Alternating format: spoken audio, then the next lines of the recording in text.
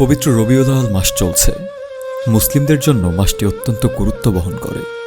বিশেষ করে পবিত্র ঈদে মিলাদুন্নবী অর্থাৎ হাবিবে খোদা সাল্লাল্লাহু আলাইহি ওয়াসাল্লামের পবিত্র আগমনকে কেন্দ্র করে দিনটি মুসলিম জাহানের কাছে চিরস্মরণীয়।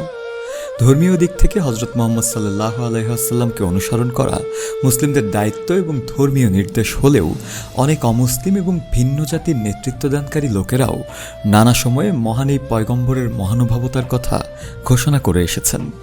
তারা অভিভূত হয়েছেন মহানবী সাল্লাল্লাহু আলাইহি ওয়াসাল্লামের চারিত্রিক বৈশিষ্ট্যের কারণে। ভারতীয় প্রধান নেতা মহাত্মা গান্ধী এ ব্যাপারে বলেছিলেন, মুহাম্মদ সাল্লাল্লাহু আলাইহি ওয়াসাল্লামের জীবন সম্পর্কে কিছুটা জানার পর আমি নিশ্চিতভাবে বুঝতে পেরেছি যে তিনি অসাধারণ শক্তির অধিকারী ছিলেন।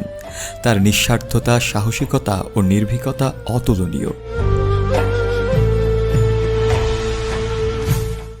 পশ্চিমা বিশ্বের অন্যতম বরেণ্য লেখক ও বিজ্ঞানী মাইকেল হার্ট বিশ্বের সেরা 100 মনীষীর জীবনী নিয়ে লেখা দ্য 100 বইয়ে হজরত মুহাম্মদ সাল্লাল্লাহু আলাইহি ওয়াসাল্লামকে প্রথম স্থানে উল্লেখ করেন এবং তিনি বলেন, তিনি ইতিহাসে একমাত্র ব্যক্তি যিনি ধর্মীয় এবং ধর্মনিরপেক্ষ উভয় স্তরে অত্যন্ত সফল ছিলেন।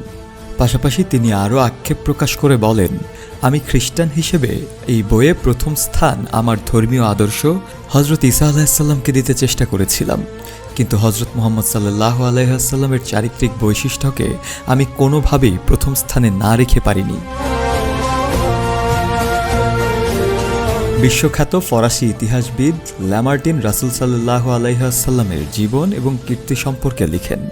সেখানে তিনি উল্লেখ করেছেন, উদ্দেশ্যের মহত্ব, উপায়ের ক্ষুদ্রতা এবং চমকপ্রদ ফলাফল যদি মানব প্রতিভার 3টি মাপকাঠি হয়, তাহলে আধুনিক ইতিহাসে কোনো মহান ব্যক্তিকে মুহাম্মদ সাল্লাল্লাহু আলাইহি ওয়াসাল্লামের সাথে তুলনা করার সাহস করা উচিত নয়। ব্রিটিশ লেখক এবং সমাজ সংস্কারক অ্যানি বেসান্ট মহানবী হজরত মুহাম্মদ সাল্লাল্লাহু আলাইহি ওয়াসাল্লামের চরিত্রের উপর গবেষণা করার পর the life and things of Muhammad নামক একটি বই লিখেন।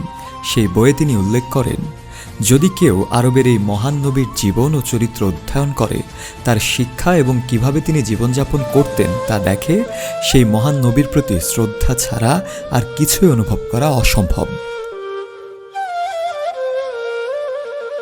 এভাবেই পুরো বিশ্বের আরও অনেকেই অন্তর্নিহিত শ্রদ্ধা অর্পণ করেছেন এই মহাত্মাকে। তিনি পৃথিবীর চরম অন্ধকার সময়ে মরুসাহারায় আবির্ভূত হয়ে আলো তথা স্বীয় নূর ছড়িয়ে দিয়ে পুরো বিশ্বকে আলোকিত করেছেন।